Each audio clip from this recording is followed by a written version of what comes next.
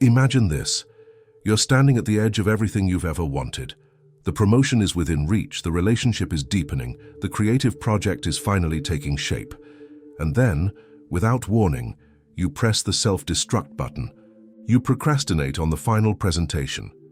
You pick a fight with your partner over something trivial. You abandon the project just before completion. Sound familiar? You're not alone. Recent research from Indiana University reveals something shocking. We don't sabotage ourselves when we're tired or overwhelmed. We do it when we're at our cognitive peak, when we have maximum mental resources available. This means self-sabotage isn't a weakness. It's a deliberate, unconscious strategy, consuming enormous psychological energy. But here's the question that haunted Carl Jung throughout his revolutionary career. What if the very thing destroying your success isn't your enemy, but your unacknowledged ally? What if self-sabotage isn't a flaw to be fixed, but a guardian to be understood? Jung discovered something that modern psychology is only beginning to grasp. Self-sabotage isn't random destructive behavior. It's your psyche's sophisticated defense system, orchestrated by what he called the shadow, the hidden aspects of yourself that you've rejected, denied, or simply never knew existed. This shadow doesn't just influence your behavior, it controls. It, especially when success threatens to expose the parts of yourself you've spent years keeping hidden. Think about your last act of self-sabotage. Was it really about fear of failure? Or was it something deeper, a terror of discovering who you might become if you actually succeeded? Jung understood that success forces us to confront not just our capabilities, but our contradictions. Every achievement demands that we integrate more of ourselves, including the aspects we'd rather keep buried. The modern brain imaging confirms Jung's intuition. When we approach significant success, our amygdala, the brain's alarm system, floods. Our system with stress hormones, not because we're afraid of failing, but because we're terrified of succeeding. Success means change, and change means confronting the unknown parts of ourselves. If you're finding this exploration valuable, make sure to subscribe and hit the like button. These insights get deeper, and you won't want to miss what comes next. Consider this paradox. The people who sabotage themselves most aren't the weak or incapable. They're often the most talented, the most promising, the closest to breakthrough. Why? Because they have the most to lose, not externally, but internally. Success threatens their carefully constructed identity, forcing them to meet aspects of themselves they've never encountered. Jung called this the transcendent function, the psyche's ability to bridge conscious intention with unconscious resistance. But here's what most people miss. Your shadow isn't trying to destroy you. It's trying to protect the version of yourself it knows best, even if that version is limited, painful, or unfulfilling. The question isn't how to eliminate self-sabotage, it's how to understand its hidden intelligence. What is your shadow protecting you from? What aspect of success feels so threatening that your unconscious mind would rather guarantee failure than risk the unknown territory of achievement? The real reason you sabotage yourself has nothing to do with lack of willpower or motivation. It stems from a psychological mechanism Jung identified as the shadow's protective function, your psyche's desperate attempt to maintain what it perceives as safety, even when that safety is an illusion. Here's what's happening beneath the surface. Every time you approach significant success, your unconscious runs a rapid threat assessment.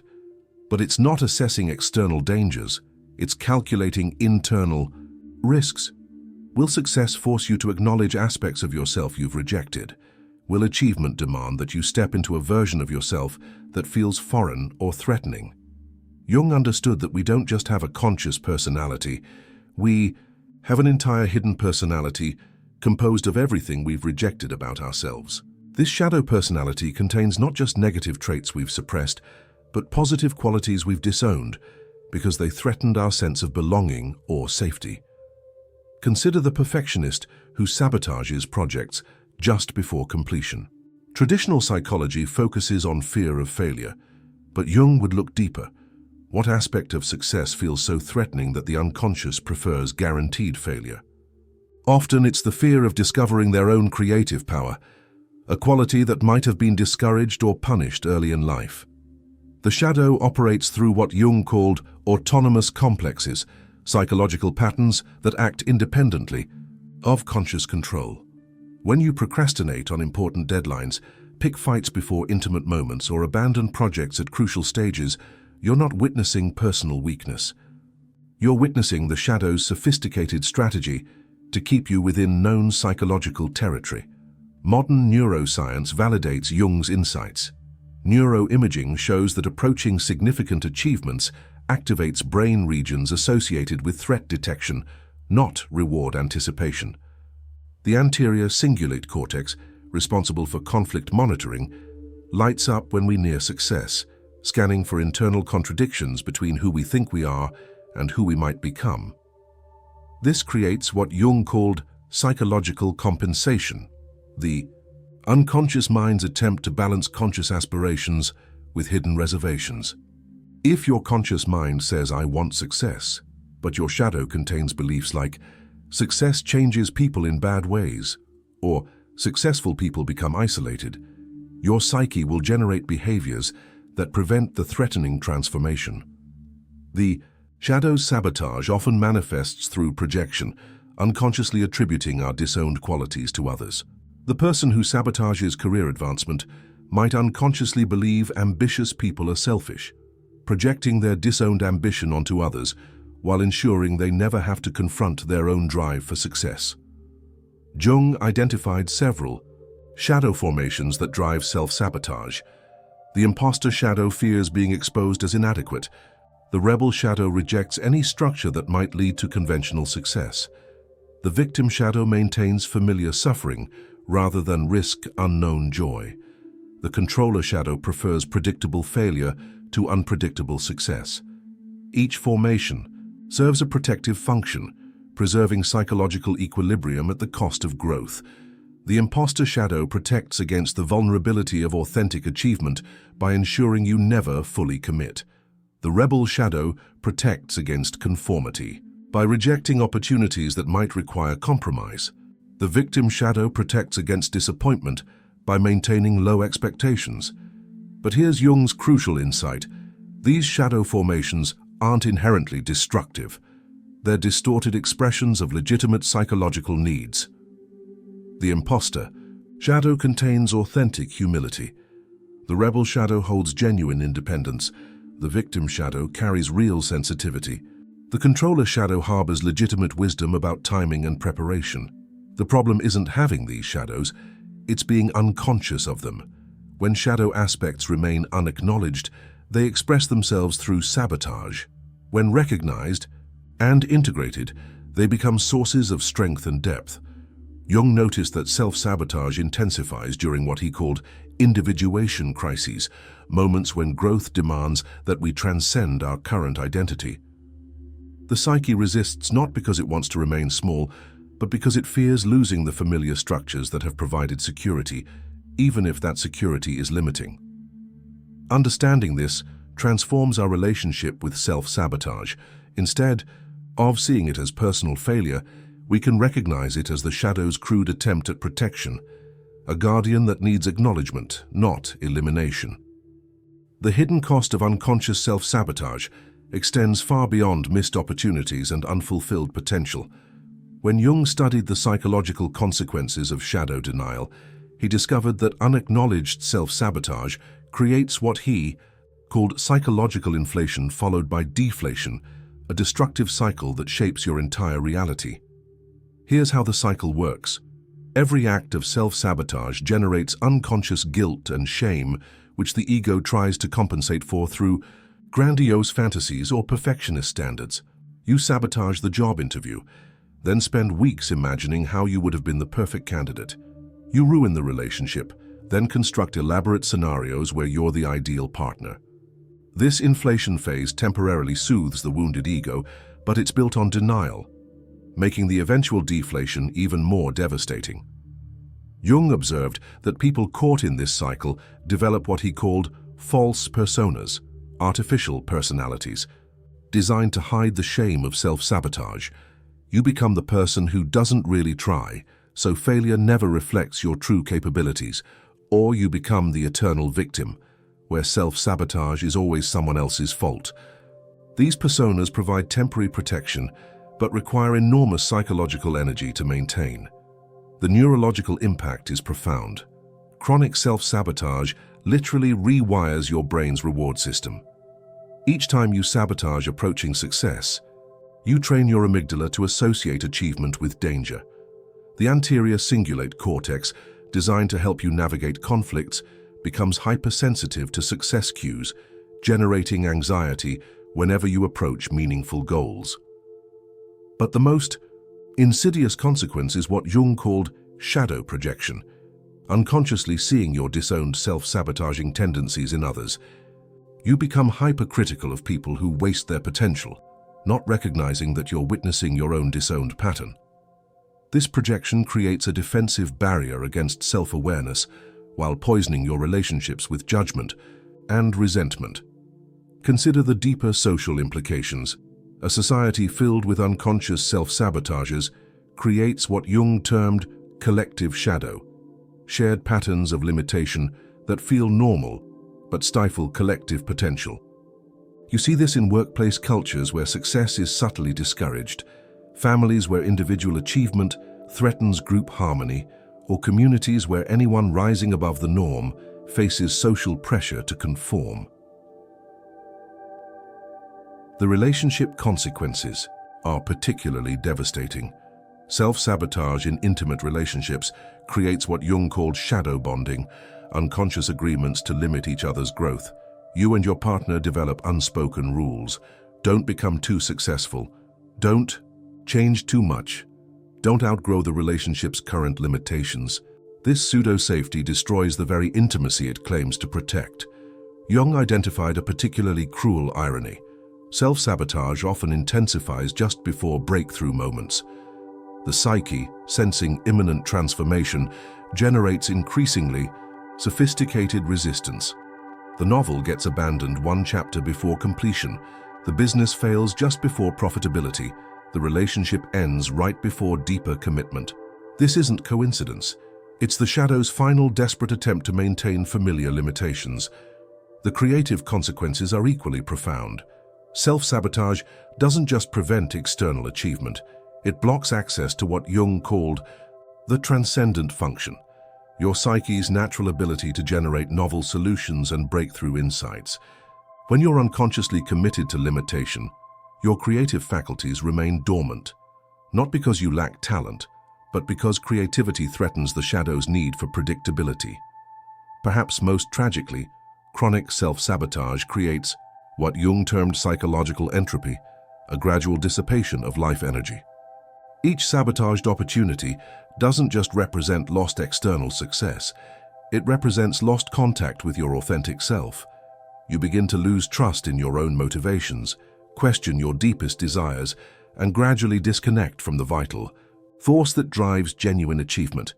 The body mirrors these psychological patterns. Chronic self-sabotage generates persistent low-level stress, elevating cortisol, and disrupting everything from sleep cycles to immune function. Your nervous system remains in a state of hypervigilance, constantly scanning for threats to your limited identity. But Jung discovered something remarkable. These consequences, however devastating, serve a hidden purpose. They create enough discomfort to eventually force consciousness. The pain of repeated self-sabotage becomes the catalyst for shadow work, the difficult but transformative process of reclaiming disowned aspects of yourself. The question becomes, how long will you allow unconscious limitation to dictate your reality? How much potential will you sacrifice to maintain the illusion of safety? The shadow's protective function served you once, but continuing to honor it unconsciously transforms your guardian into your jailer. The path to liberation from self-sabotage isn't what most people expect. It doesn't involve willpower, positive thinking, or simply pushing through resistance. Jung discovered that the only way to transform self-sabotage is to do something counterintuitive. Befriend your shadow. This rebellion against unconscious limitation begins with what Jung called shadow dialogue, consciously engaging with the parts of yourself that create sabotage. Instead of fighting your procrastination, you have a conversation with it. What is it protecting you from?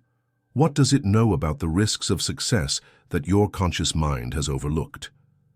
Here's the radical approach. When you feel the familiar pull of self-sabotage, pause and ask your shadow a direct question. What are you afraid will happen if I succeed? Listen for the answer without judgment. Often, the shadow reveals legitimate concerns. Success will make you arrogant, like your father. Achievement will isolate you from people you love. Growth will force you to leave familiar relationships behind. Once you understand the shadow's protective logic, you can address its concerns directly. If success threatens to make you arrogant, you can commit to maintaining humility. If achievement might isolate you, you can develop strategies for staying connected. The key is working with your shadow, not against it. Jung developed a powerful technique called active imagination, consciously dialoguing with your inner saboteur as if it were a separate person. Picture your procrastinating self. What does it look like? What would it say if you asked why it keeps interfering? This isn't fantasy, it's accessing the autonomous intelligence of your unconscious patterns. The next step involves what Jung called shadow integration, consciously claiming the disowned aspects that drive sabotage. If your shadow contains rejected ambition, begin expressing healthy ambition consciously. If it holds disowned creativity, start honoring your creative impulses. When you consciously embody what your shadow has been protecting, the need for sabotage dissolves. But integration requires courage because it means changing your identity. The person who succeeds won't be the same person who sabotaged themselves. Jung called this psychological death and rebirth, allowing your limited self to die so your authentic self can emerge. This transformation feels like loss because it is loss, the loss of familiar limitation. Here's a practical rebellion strategy.